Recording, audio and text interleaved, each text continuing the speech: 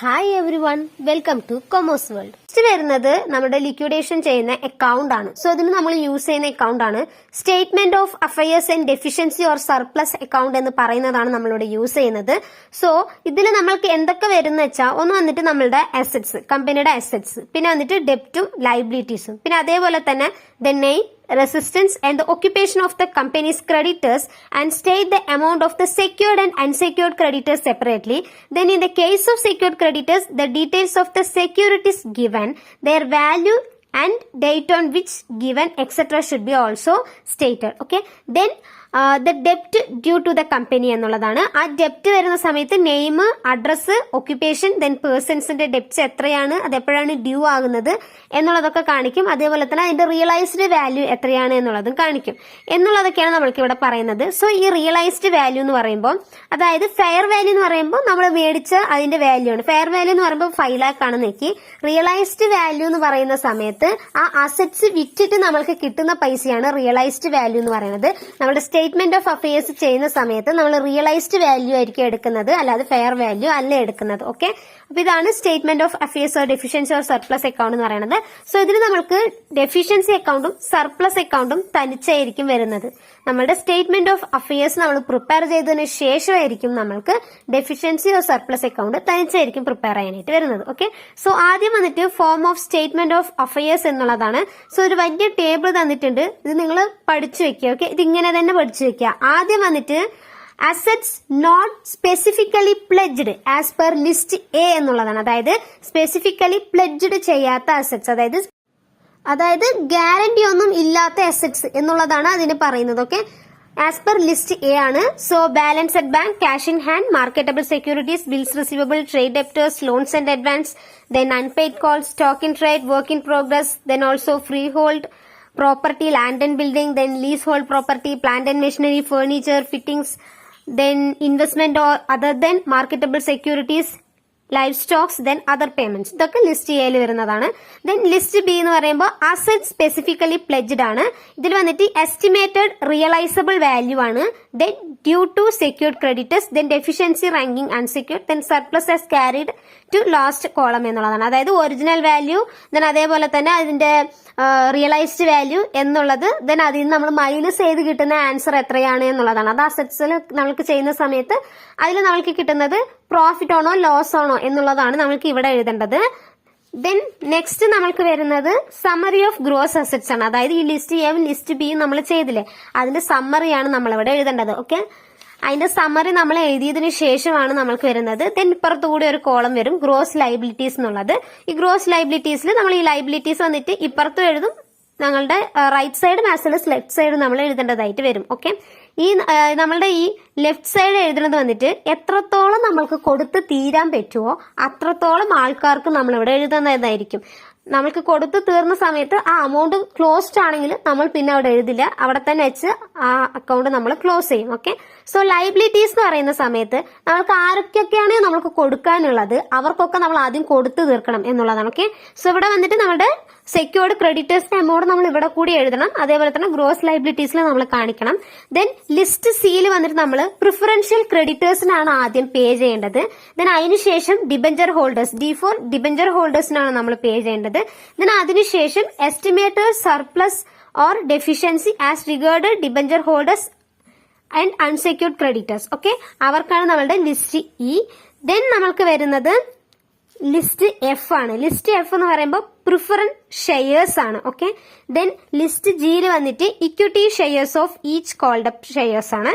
Then last നമ്മൾക്ക് വരുന്നത് H ആണ്, estimated deficiency as regarded members എന്നുള്ളതാണ്. സോ ഈ എ ടു എച്ച് വരെ വരുന്നതിൽ നമ്മൾക്കിവിടെ എത്ര പേർക്ക് കൊടുക്കാൻ പറ്റും എന്നുള്ളത് അറിയില്ല. ഒരുപക്ഷെ നമ്മൾക്ക് ഡിബഞ്ചർ ഹോൾഡേഴ്സിന് കൊടുത്തത് തന്നെ പൈസ തീരുന്നതായിരിക്കും. ഓക്കെ, ദെൻ അതിനുശേഷം നമ്മൾക്ക് വരുന്നവർക്കൊന്നും പൈസ കൊടുക്കാൻ പറ്റത്തില്ല. അപ്പൊ അവിടെ വെച്ച് തന്നെ അക്കൗണ്ട് ക്ലോസ് ആവുന്നതായിരിക്കും. Okay, so statement of affairs വരുന്നത്. ഓക്കെ, ദെൻ ഇതിൽ വരുന്നത് നമ്മൾക്ക് list attached to the statement ആണ്. അതായത് list A, list B, list C, list D, list E, F, G, H, ഇതൊക്കെ ആർക്കാർക്കാണ് എന്നുള്ളത് പഠിച്ചു വെക്കുക. ദെൻ നെക്സ്റ്റ് വരുന്നതാണ് statement of deficiency or surplus, അതായത് ലിസ്റ്റ് എച്ച് ആണ് ഇത്. സോ നമുക്ക് അവിടെ പറഞ്ഞ പോലെ തന്നെ ഇവിടെ കുറച്ച് ലിസ്റ്റ് എച്ചിൽ കുറെ ഐറ്റംസും കാര്യങ്ങളൊക്കെ പറഞ്ഞിട്ടുണ്ട്. സോ ഇത് നിങ്ങളൊന്ന് നോക്കി വെക്കുക. ഓക്കെ, സോ നമ്മൾക്കിതിലൊരു പ്രോബ്ലം നോക്കാം. The following balance are extracted from the books of Miss Murnalson and Co. on 31st December 2021. This company was owned up on the same date. So, ഇതിൽ വന്നിട്ട് 31st December 2021 ആണ് ഈ company വന്നിട്ട് start ചെയ്തത്. Then ഈ company ആ ദിവസം തന്നെയാണ്, അതായത് ഈ സെയിം ഡേറ്റിൽ തന്നെയാണ് കമ്പനി വോണ്ട് അപ്പ് ചെയ്തത്. അതായത് 31st ഡിസംബറിൽ തന്നെയാണ് വോണ്ട് അപ്പ് ചെയ്തത്. ഓക്കെ, സോ ഷെയർ ക്യാപിറ്റൽ പറയുന്നുണ്ട് equity shares 40,000 shares of 10 each, 8 per share called up ആണ്. Then preference shares 4,000 shares of 10 each fully paid ആണ് 4 lakh. Then calls in arrears equity shares estimated to produce rupees 1,200 2,000 ആണ്. Then 15% debentures secured by first floating charge and assets വന്നിട്ട് 4 lakh. Then bank overdraft secured by a second floating charge and assets ആണ്, so 2 lakh. Then fully secured creditors ആണ്, secured creditors against plant and machinery ആണ് 1,20,000. Then investment estimated to produce വന്നിട്ട് 1,20,000 ആണ്, 1,60,000 ആണ്. Then land and building estimated to produce 1,60,000 ആണ്, value 80,000. Then plant and machinery secured to creditors estimated to realize 1,60,000, 2,40,000. Then rent and tax 8,000, wages and salary 6,000, bills payable 48,000, sundry creditors 1,20,000, bills receivable estimated to realize 4,000, here 12,000. Then debtors estimated to realize 60% ആണ്, 2,80,000 60%. Okay, then bills discounted 60,000, likely to rank 16,000. Then contingent liability likely to occur 12,000. Then stock in trade estimated to produce 76,000, the values 1,20,000. Then cash in hand 6,400 ആണ്. Then entry for accrued salary of rupees 8,000 and rent of 4,000 has still to be made in the books. Prepare the statement of affairs and deficiency account എന്നുള്ളതാണ് നമ്മൾക്കിവിടെ പറഞ്ഞത്. So ഇവിടെ നമുക്ക് കാര്യങ്ങളൊക്കെ പറഞ്ഞിട്ടുണ്ട്. Then ഇതിൽ നമ്മൾ list A, list B, list C, list D, E, F, G എന്നുള്ളതിലോട്ടൊക്കെ ഏതൊക്കെ കാര്യങ്ങളാണ് പോകുന്നത് എന്നുള്ളതാണ് നമ്മൾ ഇതിൽ ആദ്യം നോക്കേണ്ടത്. ഓക്കെ, എന്നിട്ട് വേണം നമ്മൾ പ്രോബ്ലം ചെയ്ത് തുടങ്ങാനായിട്ട്. ഓക്കെ, സോ ആദ്യം നമ്മൾക്ക് ഇവിടെ പറഞ്ഞിട്ടുള്ളത് എന്താണ്? ഇക്വിറ്റി ഷെയർസ് ആണ്. ഇക്വിറ്റി ഷെയർസ് എന്ന് പറയുന്നത് ഏത് ലിസ്റ്റിലാണ് വരുന്നത്? ജി എന്നുള്ള ലിസ്റ്റിലാണ് നമ്മൾക്ക് ഇക്വിറ്റി ഷെയർസ് വരുന്നത്. ഓക്കെ, ഇക്വിറ്റി ഷെയർസ് വരുന്നത് ലിസ്റ്റ് ജി ആണ്.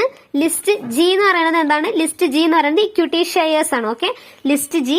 Then preference shares F. Then calls in arrears ആണ്, ഇക്വിറ്റി ഷെയർസ് ആണ്. ഓക്കെ, അതിൽ വന്നിട്ട് നമ്മൾക്ക് ലിസ്റ്റ് എ ആണ്. ദെൻ ഡിബഞ്ചേഴ്സ് ഡി ആണ്. ദെൻ ബാങ്ക് ഓവർ ഡ്രാഫ്റ്റ് വന്നിട്ട് സെക്യൂർഡ് ആണ്. ദെൻ ഇത് വന്നിട്ട് നമുക്ക് വരുന്നത് ഡിയിലാണ്. Then fully secured creditors B ആണ്. Investment A. Land and building A.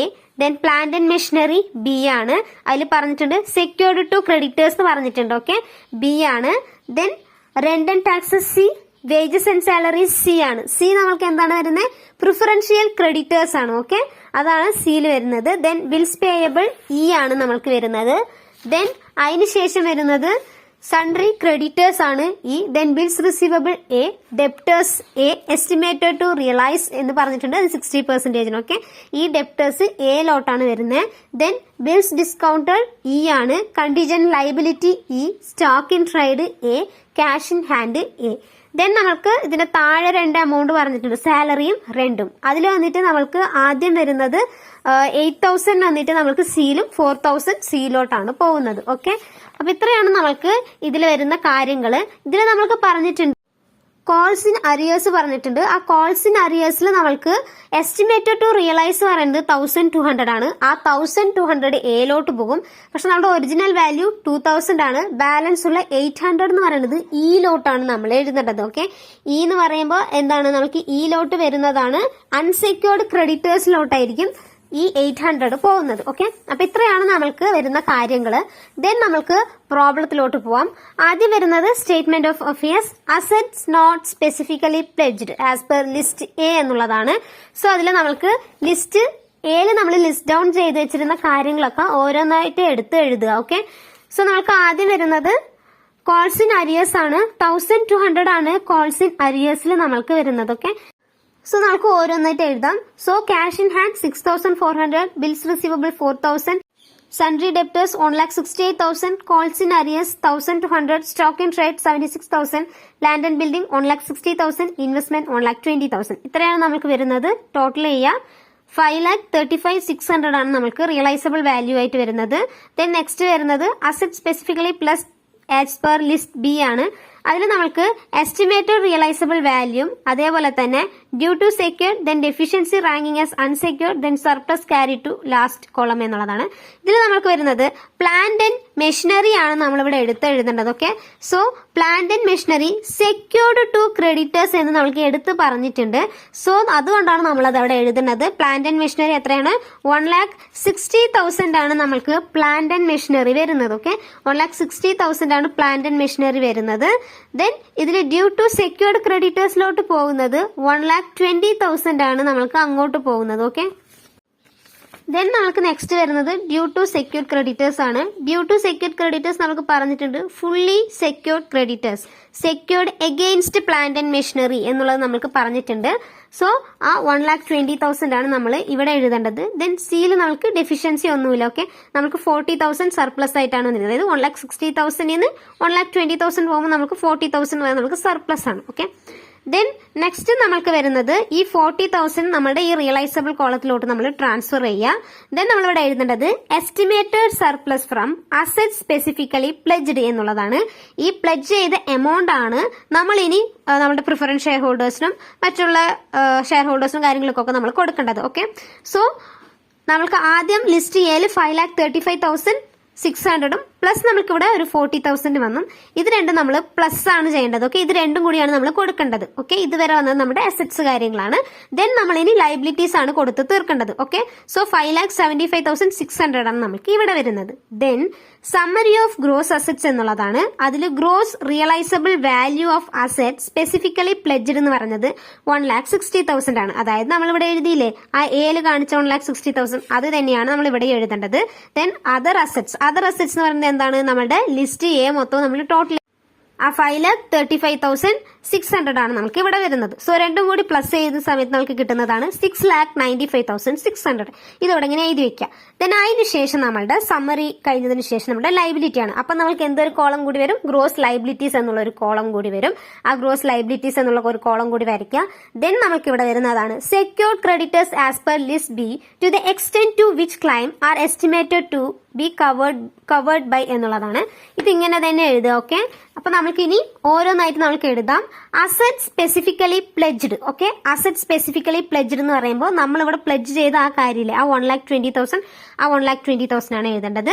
Then നമ്മുടെ preferential creditors as per list C ആണ്. എസ്റ്റിമേറ്റഡ് ബാലൻസ് എന്ന് പറയുമ്പോൾ നമ്മുടെ ഡിബഞ്ചർ ഹോൾഡേഴ്സിന് നമ്മൾ കൊടുക്കുന്ന ആ വാല്യൂവിലെ അൺസെക്യൂർഡ് ക്രെഡിറ്റേഴ്സ് ആയിട്ടുള്ള 26,000 ഇല്ലേ, ആ 26,000 ആണ് നമ്മൾക്ക് ഇവിടെ എഴുതേണ്ടത്. ഓക്കെ, ഇതൊക്കെ നമ്മളുടെ ക്വസ്റ്റ്യനിൽ നമ്മൾക്ക് പറഞ്ഞിട്ടുള്ള കാര്യങ്ങളാണ്. ഓക്കെ, സോ 26,000 ആണ് നമ്മൾ. സോ ഈ 26,000 എന്ന് പറയുമ്പോൾ നമ്മളുടെ റെന്റ് ആൻഡ് ടാക്സസ് ആയിട്ടുള്ള 8,000, അതായത് നമ്മളുടെ ഈ ബാലൻസ് ഷീറ്റ് തന്നതിന്റെ താഴെ തന്നിട്ടുണ്ടായിരുന്നില്ലേ ആ 8,000 rent and taxes. Then wages and salaries നമ്മൾക്ക് പറഞ്ഞിട്ടുണ്ട് ക്വസ്റ്റ്യനില്. ദെൻ അതെന്ന് പറയുന്നത് 6,000 ആണ്. ദെൻ അക്യൂർഡ് സാലറി പറഞ്ഞിട്ടുണ്ട് 8,000 അത്.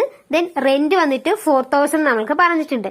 ഈ 4 എണ്ണം കൂടി പ്ലസ് ചെയ്യുമ്പോഴാണ് 26,000 എന്നുള്ളത് പറയുന്നത്. നിങ്ങളുടെ ബുക്കിൽ ജസ്റ്റ് 26,000 മാത്രമേ തന്നിട്ടുള്ളൂ. ഓക്കെ, ഈ കാര്യങ്ങളൊക്കെ ചേരുമ്പോഴാണ് ഈ 26,000 വരുന്നത്. ഓക്കെ, ദെൻ നെക്സ്റ്റ് വരുന്നത് estimated value available for debenture holders and unsecured creditors എന്നുള്ളതാണ്.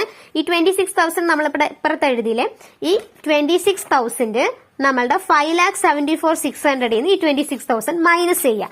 മൈനസ് ചെയ്യുമ്പോൾ നമുക്ക് കിട്ടുന്നത് 5,49,600 ആണ്. ഓക്കെ, ഇനി നമ്മൾ ഓരോ ലൈബിലിറ്റീസ് കൊടുക്കും തോറും നമ്മൾ മൈനസ് ചെയ്ത് വരണം. ഓക്കെ, സോ ഈ 5,49,600 ആണ് ഇനി ബാലൻസ് ഉള്ളവർക്ക് നമ്മൾ കൊടുക്കേണ്ടത്. ദെൻ നമ്മൾ എഴുതേണ്ടത് നമ്മളുടെ ലിസ്റ്റ് ഡി ആണ്. ലിസ്റ്റ് ഡി എന്ന് പറയുമ്പോൾ നമ്മുടെ ഡിബഞ്ചേഴ്സ് ആണ്. ഡിബഞ്ചർ നമുക്ക് 4 lakh ഉണ്ട്. ആ 4 lakh തന്നെ ഇപ്പുറത്തും എഴുതുക. ദെൻ ബാങ്ക് ഓവർ ഡ്രാഫ്റ്റ് നമുക്ക് 2 lakh ഉണ്ട്. സോ രണ്ടും കൂടി പ്ലസ് ചെയ്യുമ്പോൾ 6 lakh ആണ് നമ്മൾക്ക് കിട്ടുന്നത്. സോ 6 lakh വന്നിട്ട് നമ്മൾക്ക് അപ്പുറത്തും കൂടി എഴുതേണ്ടതാണ്. ഓക്കെ, എഴുതുന്ന സമയത്ത് നമ്മളുടെ കയ്യിൽ 5,49,600 നമ്മളുടെ കയ്യിലുള്ളൂ. പക്ഷെ ഇവിടെ നമുക്ക് വന്നിട്ടുള്ളത് 6 ലക്ഷം രൂപയാണ് നമ്മൾക്ക് വന്നിട്ടുള്ളത്. ആ 6 ലക്ഷം രൂപ നമ്മൾ എവിടെ നിന്ന് എടുത്തു കൊടുക്കും? പക്ഷെ നമ്മളുടെ കയ്യിൽ പൈസ ഇല്ല. അപ്പൊ അവിടെ വെച്ച് തന്നെ നിന്ന്. അപ്പൊ നമ്മൾക്ക് ബാലൻസ്, അതായത് നമ്മൾക്ക് നെഗറ്റീവ് ആണ് 50,400 ബാലൻസ് ആയിട്ടാണ് വരുന്നത്. സോ അതുകൊണ്ട് നമ്മൾക്ക് ഇപ്പുറത്തെ സൈഡിന് എഴുതാനായിട്ട് ഒന്നുമില്ല. അപ്പൊ നമ്മൾ അവിടെ വെച്ച് നിർത്തി. ദെൻ നെക്സ്റ്റ് നമ്മളുടെ ഡെഫിഷ്യൻസി ആണ്. Okay, deficiency as regarded to bank overdraft secured by the floating charge എന്നുള്ളതാണ്. ദെൻ നമ്മളുടെ അൺസെക്യൂർഡ് ക്രെഡിറ്റേഴ്സ് ആയിട്ടുള്ള ലിസ്റ്റ് ഇയിലുള്ള കാര്യങ്ങളൊക്കെ എടുത്ത് എഴുതുക. ഓക്കെ, ലിസ്റ്റ് ഇയിലുള്ള കാര്യങ്ങളാണ് നമ്മൾക്ക് വരുന്നത്. ദെൻ നമുക്ക് ഇതിൽ വരുന്നതാണ് ബിൽസ് പേയബിൾ ഉണ്ട് 48,000, സൺട്രി ക്രെഡിറ്റേഴ്സ് ഉണ്ട് 1,20,000, ബിൽസ് ഡിസ്കൗണ്ട് ഉണ്ട് 16,000, ദെൻ കണ്ടിജന്റ് ലൈബിലിറ്റി ഉണ്ട് 12,000. ഇത് മൊത്തം പ്ലസ് ചെയ്യുന്ന സമയത്ത് 1,96,000 ആണ് വരുന്നത്. അത് രണ്ട് സൈഡും എഴുതുക, 1,96,000, 1,96,000. ദെൻ നമ്മളുടെ ക്രോസ് ലൈബിലിറ്റി കോളം ടോട്ടൽ ചെയ്യുക, 9,42,000 ആണ് നമ്മൾക്ക് ഇവിടെ വരുന്നത്. Okay, then preference share capital as per list F ആണ്. പ്രിഫറൻസ് ഷെയർസ് നമ്മൾക്ക് 4 lakh പ്രിഫറൻസ് ഷെയർസ് ഉണ്ട്, അത് എഴുതുക. ദെൻ ഇക്വിറ്റി ഷെയർ ക്യാപിറ്റൽ അതിൽ വന്നിട്ട് equity shares 3,20,000, calls in arrears വന്നിട്ട് 800 നമ്മൾ പറഞ്ഞിട്ടുണ്ടായിരുന്നു. 800 അങ്ങോട്ട് പോകേണ്ട 800 ആണ്, ഈയിലോട്ട് പോകേണ്ടതാണെന്ന് പറഞ്ഞു. ആ 800 അങ്ങനെ 3,19,200 ആണ് നമുക്കിവിടെ വരുന്നത്. സോ നമ്മൾക്കിവിടെ ഇവിടെ നമ്മളുടെ 50,400 അതേപോലെ തന്നെ 1,96,000 ഉണ്ട്. രണ്ടും പ്ലസ് ചെയ്യുന്ന സമയത്ത് 2,46,400 ആണ് നമ്മൾക്ക് ഇവിടെ വരുന്നത്. ഇത് ഡെഫിഷ്യൻസി ആണ്. ഓക്കെ, ദെൻ നമുക്ക് നെക്സ്റ്റ് വരുന്നത് നമ്മളുടെ ഈ കോൾഡ് അപ്പ് ക്യാപിറ്റൽ, അതായത് ലിസ്റ്റ് എഫിലുള്ള 4 lakhഉം ദെൻ അതേപോലെ തന്നെ നമ്മളുടെ ലിസ്റ്റ് ജിയിൽ വരുന്ന കാര്യങ്ങൾ, അതായത് 3,19,200. ഓക്കെ, 3,19,200 ഇത് രണ്ടും കൂടി പ്ലസ് ചെയ്യുന്ന സമയത്ത് നമുക്ക് 7,19,200 ആണ് വരുന്നത്. സോ 7,19,200 പ്ലസ് അതിന്റെ കൂടെ നമ്മുടെ ഈ മുകളില് 2,46,400 കൂടി പ്ലസ് ചെയ്യുന്ന സമയത്ത് 9,65,600 എന്ന് പറയുന്നത് ആസ് പെർ ലിസ്റ്റ് ഹെച്ച് ആണ്. സോ ഇതെന്ന് പറയുന്നത് ഡെഫിഷ്യൻസി ആണ് നമ്മൾക്ക് വന്നിട്ടുള്ളത്. ഓക്കെ, നമ്മൾക്ക് ഇത്രയും പൈസ അവർക്ക് കൊടുക്കാനായിട്ട് ഇല്ല എന്നുള്ളതാണ് നമ്മൾക്ക് വരുന്നത്. ഓക്കെ, ദെൻ നമ്മൾ നെക്സ്റ്റ് പ്രിപ്പയർ ചെയ്യേണ്ടത് ഈ ഡെഫിഷ്യൻസി അക്കൗണ്ട് ആണ് നമ്മൾ പ്രിപ്പയർ ചെയ്യേണ്ടത്. ഓക്കെ, ഇനി എന്തൊക്കെ ഡെഫിഷ്യൻസി ഏതിലൊക്കെ കൊടുക്കണം എന്നുള്ളത് അറിയണല്ലോ. സോ അതിനാണ് നമ്മൾ ഈ ഡെഫിഷ്യൻസി അക്കൗണ്ട് പ്രിപ്പയർ ചെയ്യണത്. സോ ഡെഫിഷ്യൻസി അക്കൗണ്ട് ആണ് terms and condition to be specifically excess of the assets over the liability എന്നുള്ളത് 7,21,600 ആണ് നമ്മൾക്ക് ഇവിടെ വരുന്നത്. സോ ഈ 7,21,600 എവിടെ നിന്ന് വന്നെന്ന് അറിയണമല്ലോ. എന്നിട്ട് വേണം നമ്മളുടെ ഈ ഡെഫിഷ്യൻസി അക്കൗണ്ട് നമ്മൾ ഇനി കംപ്ലീറ്റ് ചെയ്യാൻ. സോ അതിന് നമ്മൾ പ്രിപ്പയർ ചെയ്യേണ്ട സ്റ്റേറ്റ്മെന്റ് ആണ് ട്രയൽ ബാലൻസ് എന്നുള്ള ഒരു സംഭവം. ഓക്കെ, സോ നമുക്ക് ഇനി ട്രയൽ ബാലൻസ് എഴുതാം. സോ ട്രയൽ ബാലൻസിൽ വന്നിട്ട് നമ്മുടെ ഈ കാര്യങ്ങളൊക്കെ വരുന്നതാണല്ലോ, അപ്പൊ നമുക്ക് അറിയാലോ. സോ നമുക്ക് ഇക്വിറ്റി ഷെയർ ക്യാപിറ്റൽ വരുന്നത് 3,20,000 ആണ് ഇക്വിറ്റി ഷെയർ ക്യാപിറ്റൽ. ഇവിടെ നമ്മൾ എഴുതേണ്ടത് നമ്മുടെ ഒറിജിനൽ വാല്യൂ ആണ്. ഓക്കെ, റിയലൈസബിൾ വാല്യൂ അല്ല, original value. Okay, 3,20,000, then preference shares 4 lakh, then calls in arrears ഡെബിറ്റിലാണ് 2,000, debentures 4 lakh, then bank overdraft 2 lakh, then fully secured creditors 1,20,000, investment 1,60,000, land and building 80,000, rent and tax credit 8,000, plant and machinery 2,40,000, wages and salary 6,000, sundry creditors 1,20,000, then bills receivable 12,000, stock in trade 1,20,000, cash in hand 6,400 വരുന്നുണ്ട്. Then നമുക്ക് വരുന്നത് bills payable 48,000, debtors 2,80,000. ഇത്രയാണ് നമ്മൾക്ക് വരുന്നത്. So debit column total ചെയ്യുക, then credit column total ചെയ്യുക. Total ചെയ്യുന്ന സമയത്ത് നമുക്ക് ക്രെഡിറ്റ് ആണ് വരുന്നത് കൂടുതൽ, 16,02,200 ആണ് വരുന്നത്. സോ നമ്മൾക്ക് ഡെബിറ്റ് സൈഡ് ആണ് എമൗണ്ട് കുറഞ്ഞു വരുന്നത് അല്ലെ. സോ നമ്മൾക്ക് കിട്ടുന്നത് എത്രയാണ്? 7,21,600 ആണ് വരുന്നത്. സോ അതെന്ന് പറയുന്നത് എന്താണ്? P&L അക്കൗണ്ടിലോട്ട് പോകുന്ന കാര്യമാണ്. ഓക്കെ, ഈ P&L അക്കൗണ്ടിലത്തെ കാര്യങ്ങൾ വെച്ചിട്ടാണ് നമ്മളുടെ ഡെഫിഷ്യൻസി അക്കൗണ്ട് പ്രിപ്പയർ ചെയ്യണത്. ഓക്കെ, അപ്പൊ ഇങ്ങനെയാണ് നമ്മുടെ ഡെഫിഷ്യൻസിയും കാര്യങ്ങൾ വന്നത്. ഓക്കെ, ട്രയൽ ബാലൻസ് പറഞ്ഞാൽ അറിയാലോ, നമുക്ക് അതിൽ എന്തൊക്കെ കാര്യങ്ങൾ ഉണ്ട്, എന്തൊക്കെ കാര്യങ്ങൾ എഴുതണം എന്നുള്ളത് നിങ്ങൾക്ക് അറിയാം. ഓക്കെ, അതുകൊണ്ടാണ് അതിൽ കൂടുതൽ പറയാത്തത്. ഓക്കെ, സോ നമ്മളുടെ 7,21,600. ദെൻ നെക്സ്റ്റ് കാര്യങ്ങളൊക്കെ എഴുതുക. Then estimated losses in worth of previous preparing document. Investment 40,000 ആണ് ഇൻവെസ്റ്റ്മെന്റ് വരുന്നത്. Plant and machinery 2,40,000 minus 1,60,000. Okay, 2,40,000 എന്ന് പറയുമ്പോൾ നമ്മളുടെ ഒറിജിനൽ വാല്യൂ 1,60,000 എന്ന് പറയുമ്പോൾ നമുക്ക് എസ്റ്റിമേറ്റഡ് ചെയ്തിട്ട് തന്നിട്ടുള്ള വാല്യൂ ആണ്. മൈനസ് ചെയ്യുമ്പോൾ 80,000. Then bills receivable 40,000 minus 12,000. അതായത് original value minus realisable value എന്നുള്ള കാര്യമാണ് നമ്മളിവിടെ എഴുതേണ്ടത്. ഓക്കെ, സോ അങ്ങനെ 8,000. ദെൻ ഡെപ്റ്റേഴ്സ് 2,80,000 ആണ്. അതിന്റെ 60% എന്നാണ് പറഞ്ഞിട്ടുണ്ടായിരുന്നത്. 60% എന്ന് പറയുമ്പോൾ 16,800 ആണ്. 2,80,000 16,800 മൈനസ് ചെയ്യുക.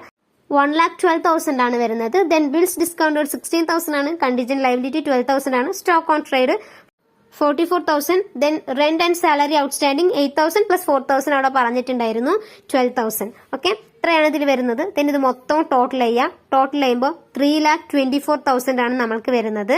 3,24,000 പ്ലസ് നമ്മളുടെ 7,21,600 ചെയ്യുന്ന സമയത്ത് 10,45,600 ആണ് നമ്മൾക്ക് വരുന്നത്. ദെൻ നമ്മളുടെ ഡെഫിഷ്യൻസി ലാൻഡ് ആൻഡ് ബിൽഡിംഗിൽ വന്ന ഡെഫിഷ്യൻസി ആണ് 1,60,000 ഈ 80,000 മൈനസ് ചെയ്യുന്ന സമയത്ത് നമുക്ക് കിട്ടുന്നത്. ഓക്കെ, അപ്പൊ അതെന്ന് പറയുന്നത് 80,000 ആണ്. ആ 80,000 നമ്മൾ മൈനസ് ചെയ്യുക. മൈനസ് ചെയ്യുമ്പോൾ നമുക്ക് കിട്ടുന്നത് 9,65,600 ആണ് നമുക്ക് കിട്ടുന്നത്. ഓക്കെ, 9,65,600 ഇതാണല്ലോ നമ്മളുടെ ഡെഫിഷ്യൻസി അക്കൗണ്ടിലോട്ട് വരുന്നത്. ഓക്കെ, ഇതാണല്ലോ നമ്മുടെ സ്റ്റേറ്റ്മെന്റ് പ്രിപ്പയർ ചെയ്യുന്ന സമയത്ത് നമുക്ക് ഡെഫിഷ്യൻസിലോട്ട് വന്നത്. അപ്പൊ രണ്ടും ഈക്വൽ ആണ്. അപ്പോൾ നമ്മുടെ പ്രോബ്ലം കറക്റ്റ് ആണ് എന്നുള്ളത് നിങ്ങൾക്ക് ഇത് വെച്ച് ആലോചിക്കാം. ഓക്കെ, സോ ഈ ഡെഫിഷ്യൻസി അക്കൗണ്ട് നമ്മൾ പ്രിപ്പയർ ചെയ്യണമെന്ന് പറഞ്ഞു. സോ ഈ ഡെഫിഷ്യൻസി അക്കൗണ്ട് നമ്മൾ പ്രിപ്പയർ ചെയ്യേണ്ടത് എങ്ങനെയാണെന്ന് വെച്ചാൽ നമ്മൾ ലാസ്റ്റ് ഇതൊക്കെ കഴിഞ്ഞതിന് ശേഷം നമുക്ക് ഇവിടെ പറഞ്ഞിട്ടുണ്ടായിരുന്നില്ല. അപ്പൊ നമ്മൾ ഡെഫിഷ്യൻസി അക്കൗണ്ടിൽ എല്ലാ കാര്യങ്ങളും നമ്മൾ എടുത്തെഴുതാൻ പറ്റില്ല. ഡെഫിഷ്യൻസി അക്കൗണ്ടിൽ എന്തൊക്കെ കാര്യങ്ങൾ എഴുതണം എന്നുള്ളത് ഡെഫിഷ്യൻസി സ്റ്റേറ്റ്മെന്റ് പറഞ്ഞിട്ടുണ്ട്. അത് നിങ്ങൾ പഠിച്ചാലേ നിങ്ങൾക്ക് എഴുതാൻ പറ്റത്തുള്ളൂ. അതേപോലെ തന്നെ സ്റ്റേറ്റ്മെന്റ് ഓഫ് അഫയേഴ്സിൽ വന്നിട്ട് കാര്യങ്ങൾ പറഞ്ഞിട്ടുണ്ട്. എന്തൊക്കെ കാര്യങ്ങൾ എവിടെയൊക്കെ എഴുതണം എന്നുള്ളത് സ്റ്റേറ്റ്മെന്റ് ഓഫ് അഫയേഴ്സിൽ പറഞ്ഞിട്ടുണ്ട്. സോ അതും കൂടി നിങ്ങൾ നോക്കിയിട്ട് വേണം ഈ കാര്യങ്ങൾ നിങ്ങൾ പ്രിപ്പയർ ചെയ്യാനായിട്ട്. അല്ലെങ്കിൽ നിങ്ങൾ എല്ലാം എടുത്ത് ഒരു ഇതിൽ എഴുതി വെച്ച് കഴിഞ്ഞാൽ നിങ്ങൾക്ക് ആൻസർ കിട്ടത്തില്ല. ഓക്കെ, സോ നോക്കി പഠിച്ചിട്ട് പോവുക. നിങ്ങൾക്ക് ബാലൻസ് വരുന്ന പ്രോബ്ലംസും ഇത് തന്നെയാണ്. മേ ബി ഈ ഡെഫിഷ്യൻസി അക്കൗണ്ടിന് പകരം നമ്മൾക്ക് സർപ്ലസ് ആവും. അപ്പൊ സർപ്ലസ് വരുന്ന സമയത്ത് നമ്മൾ അവിടെ ചെയ്യേണ്ടത് സർപ്ലസ് അക്കൗണ്ട് ആണ് ചെയ്യേണ്ടത്. ഓക്കെ, സോ ഇതിന്റെ ബേസിസിലാണ് നിങ്ങൾക്ക് പ്രോബ്ലംസ് വരുന്നത്. ഏകദേശം ഇത് തന്നെയാണ് നിങ്ങൾക്ക് മൊത്തവും വരുന്നത്. ഓക്കെ, ഇതിന് ഇതല്ലാതെ നിങ്ങൾക്ക് മേ ബി ലിക്വിഡേറ്റേഴ്സിന്റെ സ്റ്റേറ്റ്മെന്റ് പ്രിപ്പയർ ചെയ്യാനായിട്ട് ചോദിച്ചേക്കാം. അപ്പൊ നിങ്ങൾ അത് ജസ്റ്റ് സിമ്പിൾ ആണ്. Okay, thanks for watching.